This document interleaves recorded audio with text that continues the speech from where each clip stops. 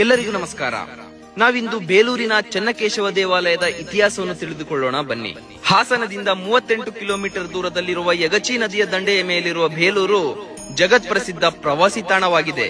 ಬೇಲೂರು ಹಿಂದೆ ಹೊಯ್ಸಳರ ರಾಜಧಾನಿಯಾಗಿತ್ತು.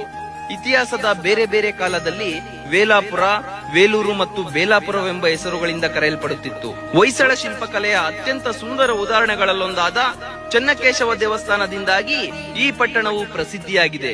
ಕ್ರಿಸ್ತಶಕ 1116ರಲ್ಲಿ ಹೊಯ್ಸಳ ರಾಜ ವಿಷ್ಣುವರ್ಧನನು ಚೋಳರ ವಿರುದ್ಧ ಸಾಧಿಸಿದ ವಿಜಯದ ದ್ಯೂತಕವಾಗಿ ಈ ದೇವಾಲಯವನ್ನು ನಿರ್ಮಿಸಿ ವಿಜಯ ನಾರಾಯಣ ಎಂದು ಕರೆದನು. ಈ ದೇವಸ್ಥಾನದ ವಾಸ್ತುಶಿಲ್ಪ ಅತ್ಯಂತ ಸೂಕ್ಷ್ಮವಾದ ಕೆತ್ತನೆಗಳಿಗಾಗಿ ಕಟ್ಟಡಗಳಿಗೆ ಹೊಯ್ಸಳರು ಮೃದು ಬಳಪದ ಕಲ್ಲನ್ನು ಬಳಸುತ್ತಿದ್ದರು. ದೇವಸ್ಥಾನವು ವಿಜಯನಗರ ಶೈಲಿಯಲ್ಲಿ ಗೋಪುರದಿಂದ ಕೂಡಿದ್ದು ಒಂದು ದೊಡ್ಡ ಪ್ರಕಾರದಿಂದ ಸುತ್ತುವರೆದಿದ್ದು ದೇವಸ್ಥಾನವು ಒಂದು ಜಗುಲಿಯ ಮೇಲೆ ನಿಂತಿದೆ. ಶಿಲ್ಪ ಕಲಾವಿದನ ನೈಪುಣ್ಯ ಮತ್ತು ಕೈಚಳಕ ನಿಜವಾಗಿಯೂ ಆಶ್ಚರ್ಯಕರವಾಗಿದೆ. ಇಲ್ಲಿನ ಶಿಲ್ಪಕಲೆಯ ಅಸಾಮಾನ್ಯತೆ ಚೆನ್ನಕೇಶವ ದೇವಸ್ಥಾನ